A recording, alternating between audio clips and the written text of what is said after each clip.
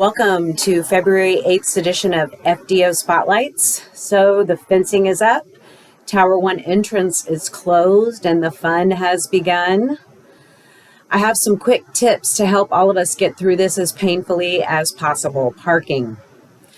Let's all take a breath and realize that we only lost 8 spots, and those residents were relocated to other reserved spots. So realistically speaking, the parking issues that we're having are due to folks that have decided not to park on the Tower 1 side because it's not convenient for them. My suggestion would be to tell all the staff and aides that are parking over on the Tower East side now to park in 2-hour parking or 2-hour plus parking going forward. And I think that this is going to alleviate a big portion of the problem. Tower East is the new front desk. This desk is now to remain open 24 hours a day. This is the new front desk. There should only be one person at Tower 1 now, and me, if I am going back and forth. Tower 1 is now the place where we're controlling buttons, answering the phone, and controlling the cameras. There should only be one person there, the A-roll. I'm waiting for NSC to come out and move one of the 3 camera computers that we have over at Tower 1 over to Tower East. But until then, if you need to review some footage for some reason, please call the A-roll that should be at the Tower 1 desk to review whatever it is that you're looking for. Otherwise, the C-roll has to remain at the Tower East front desk at all times. It is crucial that you utilize the runner for the purposes for which that role was intended, which is to be the go-between the 2 desks.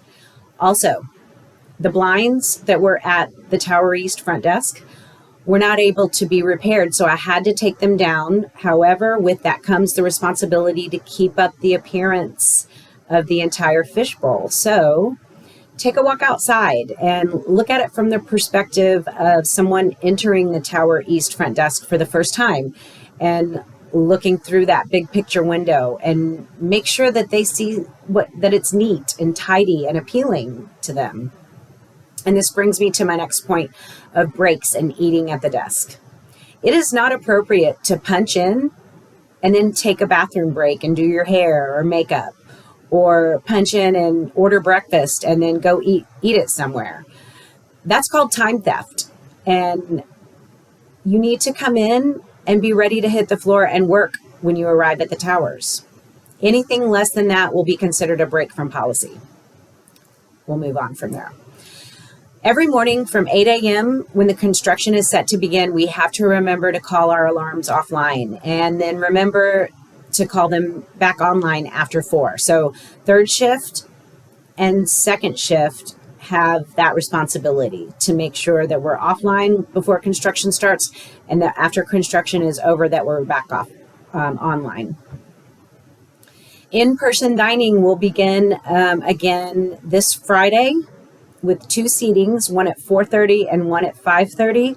So 2nd shift will need to be ready for anything this Friday, because obviously first times can be scary and things will come up. So let's be generous with our helping spirit and make sure that Barry's team has a successful first night with their new setup over there. I wanted to give you guys some data that the RSCs have been tracking based on the incident reports that our teams collect.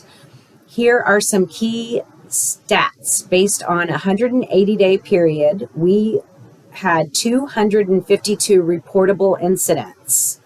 104 of those were falls. 52 of those were shortness of breath or blood pressure concerns. 57 of those were miscellaneous, so that could have been anything. But when we average those out, we're showing that we're responding on average to 1.5 emergencies per day, meaning that some days we have none, some days we could have 5, but on average, we're responding to 1.5 emergencies a day.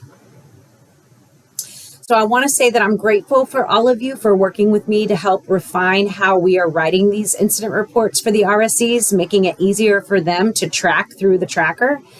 It's not about just getting the facts straight. It really is about how we can better care for our seniors and get them the help that they need in a timely manner. Finally, complaints. There are going to be complaints every day, every hour about this project. Little ones, big ones. There are going to be meltdowns for no apparent reason. Our job as FDOs and caregivers is to protect the residents, but also to provide a safe place for them to come and to vent. I know it's hard to get yelled at. Trust me.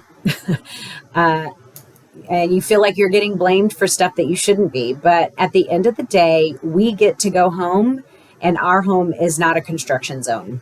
So try to keep that in mind. And even though we sent out a ton of memos, and Gus and Jesse have been talking about this at every town hall, and constant contacts were sent out to family members, and Dean's been talking about this on every announcement for months. The shock of change is never easy.